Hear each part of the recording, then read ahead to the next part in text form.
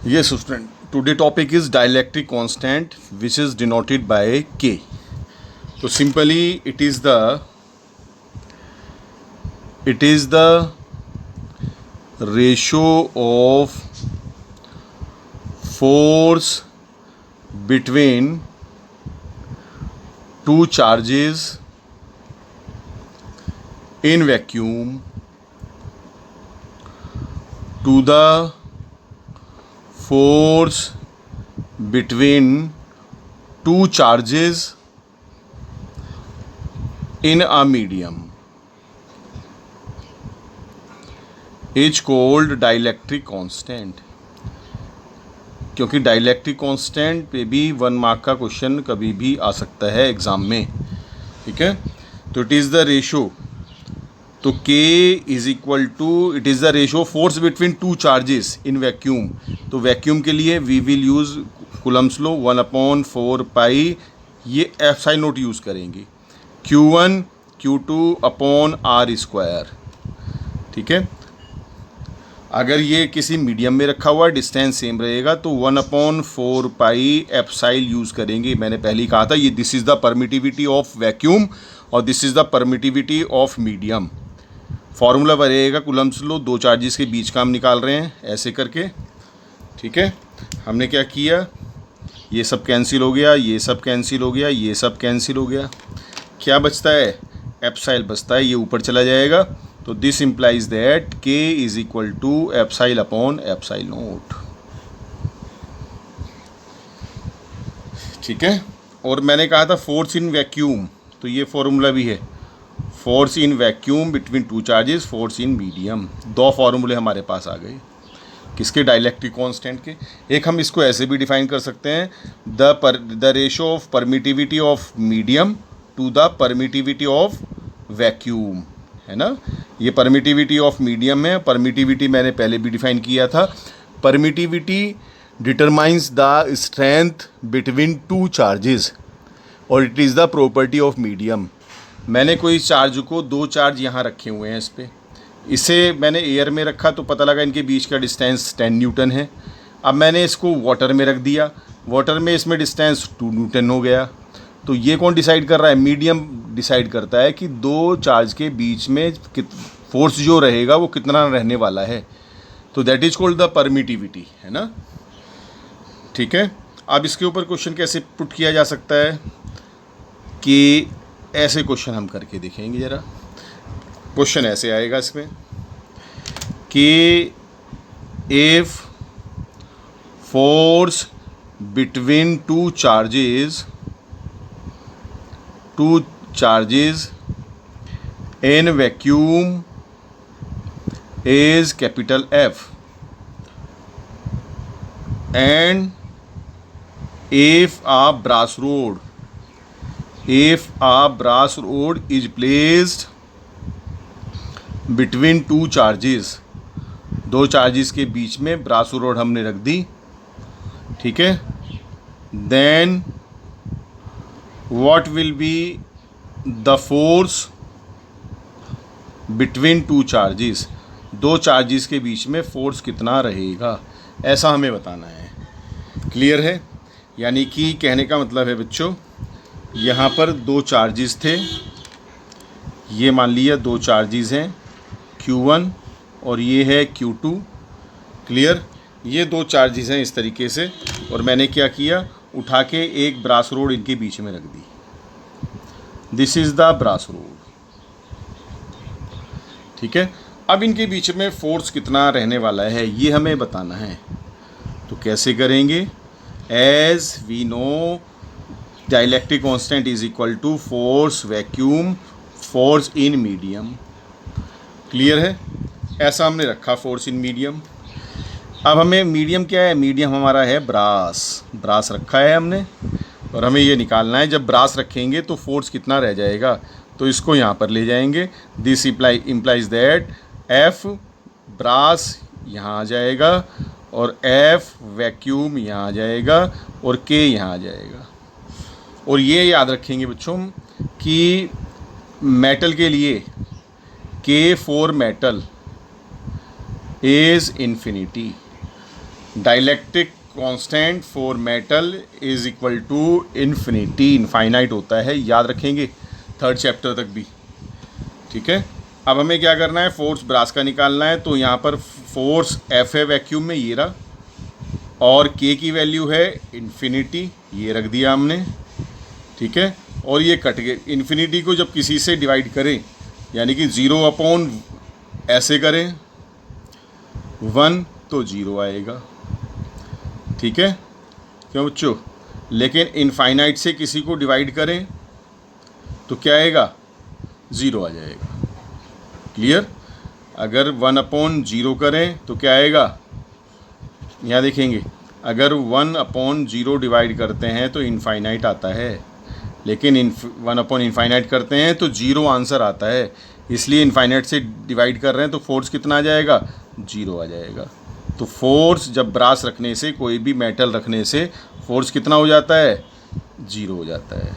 एक तो ये बात रखेंगे, याद रखेंगे हम।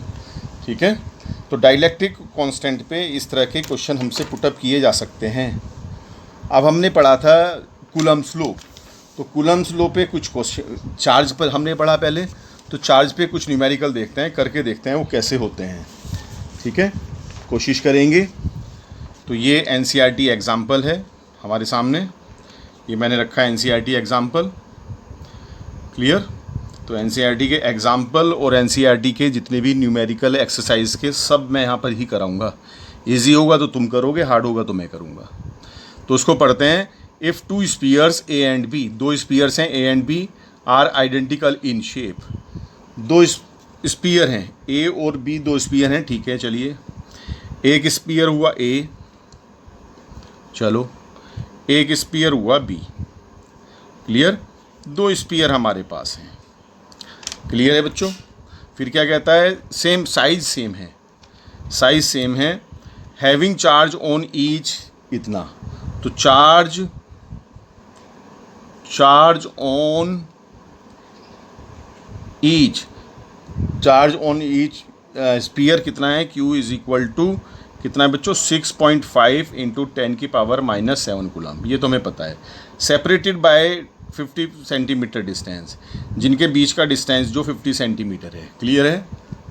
चलो जी, फिर कहता है a third sphere of the same size, same size का तीसरा स्पीयर है, बट अनचार्ज, उस पर कोई चार्ज नहीं है। इन पे कोई चार्ज है, इतना 6.5 10⁻⁷, इस पर भी चार्ज है, इस पर भी चार्ज है, एक C चार्ज है, ऐसे ये C चार्ज है, ये इस पर कोई भी चार्ज नहीं है। इस ब्रॉड लाया जाता है इन कॉन्टैक्ट विद द फर्स्ट के कॉन्टैक्ट में लाया गया, यानी कि हमने यहाँ रखा A + C, इनको मिलाया। ये बच्चों ये वाला है A को मिलाया, और फिर हमने मिलाया किसको, ये C को मिला दिया। ठीक है, इनको हमने मिलाया। अब मिलाने से क्या होगा, अब देखते हैं ज़रा बच्चों, बड़े अच्छे से समझेंगे। पहले 2 चार्ज थे A और B, जो चार्ज थे, जिनके ऊपर ये चार्ज था, एक C चार्ज था जिसके ऊपर कोई चार्ज नहीं था, न्यूट्रल था।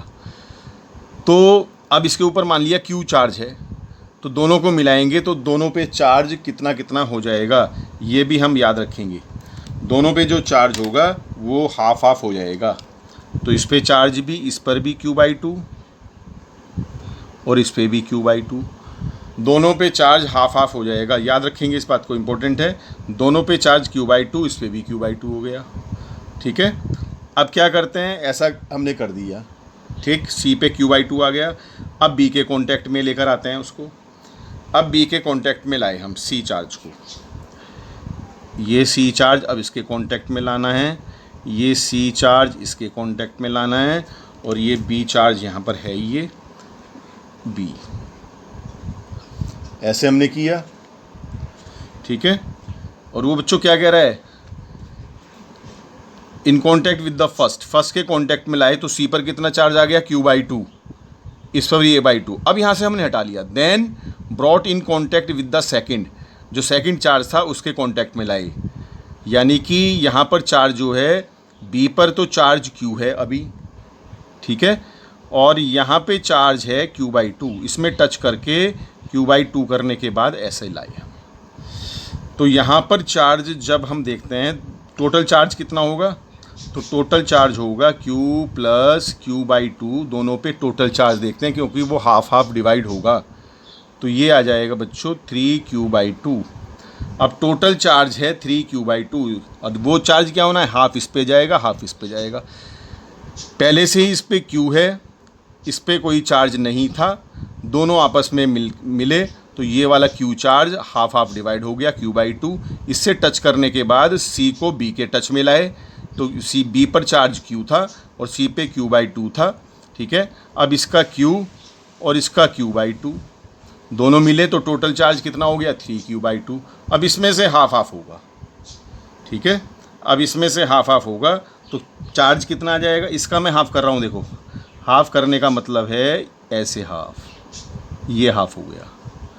ठीक है, और हाफ करने से इस पे चार्ज कितना आ गया 3Q/4, इस पे भी चार्ज कितना आ गया 3Q/4। बच्चे इंपॉर्टेंट क्वेश्चन है, इसको समझ लें, है ना। जब दो चार्ज को आपस में टच करेंगे तो टोटल चार्ज का हाफ हाफ हो जाएगा। तो इनका Q प्लस Q/2 जोड़ने के बाद टोटल चार्ज हो गया 3Q/2, इसका मैंने हाफ कर दिया, हाफ हो गया 3Q/4, दो डिवाइड हो गया। ठीक है, अब इसके बाद क्या करते हैं, रिमूव किया। What is the new force of repulsion between A and B। अब A और B पर जितना चार्ज था उनको मिलाओ। ठीक है, नाउ अकॉर्डिंग टू क्वेश्चन के अकॉर्डिंग चलते हैं। ये अब हमने लिया A चार्ज को, A ले लिया, A हटा लिया और डिस्टेंस सपोज इनके बीच में R है और R हमें गिवन था 50 सेंटीमीटर और यहाँ पे रखा है हमने B। ठीक है, यहाँ पे A रखा, B रखा। A पे अब कितना चार्ज है Q/2, ये रहा। और यहाँ से जब C को हटा दिया तो B पे कितना है 3Q/4। अब बच्चों ये क्वेश्चन है हमारे सामने कि दो चार्ज हैं जिसके एक पे ऊपर Q/2 है, एक के ऊपर 3Q/4 है। ठीक है, तो what is the new force. अब इनके बीच में फोर्स कितना होगा ये तुम्हें फाइनली बताना है। ठीक है, तो क्या यूज़ करेंगे, बाय यूजिंग कूलम्ब्स लॉ, क्योंकि दो चार्ज के बीच का फोर्स निकालने के लिए तो कूलम्ब्स लॉ ही बना है। ठीक है, अब ये आंसर मुझे तुम बताओगे क्योंकि मैं यहाँ लिख रहा हूँ F = 1/4 पाई ε0 मैंने लिख दिया। Q1 Q1 कितना है Q/2, ये Q/2 है, याद रखेंगे Q/2। दूसरा चार्ज कितना है मल्टीप्लाई बाय 3Q/4 और डिस्टेंस कितना है R²। ठीक है, और इसको सॉल्व करेंगे, Q की वैल्यू ये वाली पुट करेंगे, ये रखी है यहाँ पर। पहले इसको छोटा कर लेंगे, Q/2 2 नीचे आएगा, 3Q/4 सॉल्व करके इसकी वैल्यू कितनी होती है 1/4 पाई ε0 की वैल्यू 9 × 10⁹ पुट करेंगे यहाँ पर। Q की वैल्यू हमें ये दे रखी है, R हमें ये दे रखा है 50 सेंटीमीटर, मीटर में चेंज करेंगे इसको और मुझे आंसर बताएंगे, व्हाट्सअप मुझे करेंगे। ठीक है, तो ये मुझे मैसेज करेंगे कि आंसर तुम्हारा क्या आ रहा है, तो इससे मुझे लग जाएगा किस किस बच्चों ने क्वेश्चन किया। तो ऐसे क्वेश्चन हमें याद रखना है। ठीक है, अब कुछ और क्वेश्चन देखते हैं इंपॉर्टेंट जो हो सकते हैं, कुछ रीजनिंग देख लेते हैं या NCERT के कुछ ऐसे क्वेश्चंस जो इसके ऊपर बेस्ड हैं। ठीक है बच्चों, अब देखते हैं। अब हमने कूलम्ब्स लॉ जो हम पढ़ रहे हैं टॉपिक हमारा है, तो कूलम्ब्स लॉ के ऊपर जो हमारे एक्सरसाइज में जो क्वेश्चंस हैं वो कौन कौन से हैं उनको देखते हैं। NCERT numerical based on Coulomb's law 1.1 पहला क्वेश्चन ही कूलम्ब्स लॉ पे है। क्वेश्चन सिंपल है, what is the force between two small charges sphere having charges. तो Q1 दे रखा है हमें, Q1 दे रखा है 2 × 10⁻⁷, Q2 दे रखा है 3 × 10⁻⁷, प्लेस 30 सेंटीमीटर, R दे रखा है 30 सेंटीमीटर यानी कि 0.30 मीटर। ठीक है, you have to find out the force, by Coulomb's law लगाएंगे और you have to find out the force. ठीक है, ये सारा तुम जानते हो, फॉर्मूला ये है, और मुझे आंसर टैली करेंगे। क्लियर? तो मुझे इससे लग जाएगा तुमने क्वेश्चन भी किया है, तो तुम्हें खुद भी पता लग जाएगा 1.1 एक क्वेश्चन है एनसीईआरटी का। दूसरा क्वेश्चन इस पे जो बेस्ड है कूलम्ब्स लॉ पे, वो हमारे सामने है। The electrostatic force on a small sphere of charge 0.4 micro coulomb. ये याद रखेंगे बच्चों, माइक्रो जहाँ पर होगा इसको कहते हैं माइक्रो। Micro means 10⁻⁻⁻⁶। ऐसे होगा मिली, ये छोटा होगा तो इसका मतलब है मिली। मिली का मतलब है 10⁻⁻3। क्लियर है? अब देखते हैं। अब इस बार इलेक्ट्रोस्टैटिक फोर्स दे रखा है कितना, 0.2 न्यूटन। ये हमें दिया हुआ है, ठीक है। On a small sphere of charge 0.4 micro coulomb due to another small charge. दूसरा दो चार्ज रखे हैं, 0.4 का है, तो यहाँ से मैं लिख देता हूँ थोड़ा सा क्या क्या गिवन है। Q1 इज इक्वल टू है 0.4 माइक्रो कूलम, ठीक है। माइक्रो को हम क्या लिखेंगे, 0.4 इंटू 10⁻⁻6 कूलम। क्लियर? दूसरा में Q2 कितना दे रखा है, Q2 दे रखा है ये रहा, माइनस साइन के साथ लिखेंगे, ये रहा -0.8 micro coulomb, -0.8 into 10⁻⁻6 coulomb. Q1 भी है, Q2 भी है। डिस्टेंस क्या निकालना है हमें, what is the distance between two sphere. और फोर्स भी हमें गिवन है, इस बार फोर्स भी हमें गिवन है, F is equal to 0.2 newton. तो हमें क्या निकालना है, R निकालना है, इस बार ये वाला R निकालना है। तो ये भी तुम्हारी कैलकुलेशन है, इसमें भी कोई चीज़ नहीं है क्वेश्चन में। तो तुम्हें F is equal to 1/4 pi epsilon naught Q1 Q2 upon R²। ये R² को यहाँ ले जाएंगे, F को यहाँ ले जाएंगे। तो ये तुम्हें फाइंड आउट करना है। आंसर लिखा हुआ है 0.12 मीटर, ठीक है। ये कर लेंगे। सेकंड में इसने पूछा है what is the force on the second sphere due to the first. पहले ये वाला फोर्स बताएंगे कितना है, और सेकंड का आंसर अपने आप बताएंगे सोचकर कितना होना चाहिए। कुछ भी सॉल्व नहीं करना, बस बताना है, ठीक है। यही तुम्हारा होमवर्क है। क्लियर? और लास्ट कुछ रीजनिंग कर लेते हैं, ठीक है। कुछ रीजनिंग है मेरे पास। ये वो बच्चों कह रहा है कि ये जितने भी क्वेश्चन हैं हमारे पास परमिटिविटी पर, कूलम्ब्स लॉ पे, डाइलेक्ट्रिक कांस्टेंट है, ये टॉपिक हमारा बिल्कुल अच्छे से कंप्लीट हो गया। एनसीईआरटी में जो खासकर है वो मैंने तुम्हें करा दिए हैं। कल हम शुरू करेंगे इलेक्ट्रिक फील्ड, ठीक है। क्लियर है? और तुम्हारी ललित सर की शादी हो गई है, 30 को शादी थी, और आज उनके घर पार्टी है। तो ये जूम क्लासेस मैं कल लूँगा, है ना। आज इसको अच्छे से देख लेना। क्लियर? ये क्या है, the dielectric constant of water is 80। Dielectric constant water का कितना है, 80 है। What is its permittivity, it's की परमिटिविटी कितनी होगी हम जानते हैं। डाइलेक्ट्रिक कांस्टेंट के दे रखा है, 80 दे रखा है। What is its permittivity, permittivity ये पूछ रहा है, ठीक है। तो as K is equal to epsilon upon epsilon naught, ये हमने कर लिया। तो हमें ये निकालना है, तो यहाँ से E इज़ इक्वल टू के एप्साइल नोट। और K की वैल्यू कितनी है, K हमें दे रखा है 80 लिख लिया। और इसकी वैल्यू कितनी होती है, इसकी वैल्यू होती है 8.854 इंटू 10⁻⁻12।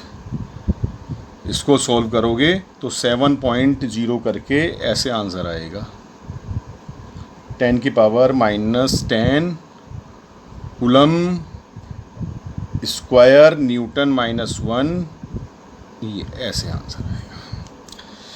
सेकंड है can a body have a charge of 0. ये तो तुम अपने आप से बताओगे मुझे, वरना कल पूछोगे जूम क्लास में। Can a body have a charge of 0.8 into 10⁻⁻19 coulomb. 3 है question, what does Q1 + Q2 signify in electrostatic. इसका क्या मतलब है, एक तो इसका मतलब है बच्चों इट सिग्निफाई, एक तो ये सिग्निफाई करता है दैट चार्ज इज़ एडिटिव। तुमने ऐड कर रखे हैं, तो charge is additive in nature है ना। हमने चार्ज को ऐड कर लिया।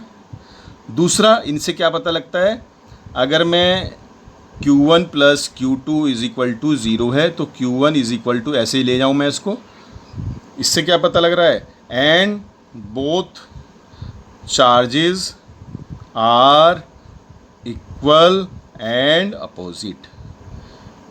क्लियर? ये हमारा यहाँ तक जो भी क्वेश्चन आ सकता था सब कंप्लीट है। NCERT बुक में से जिस पे बुक भी नहीं है उसे बुक भी खरीदने की ज़रूरत नहीं है, एक भी टॉपिक हम छोड़ने वाले नहीं है NCERT का, कोई भी न्यूमेरिकल, कोई भी पॉइंट, बस डेली करते रहें इसको।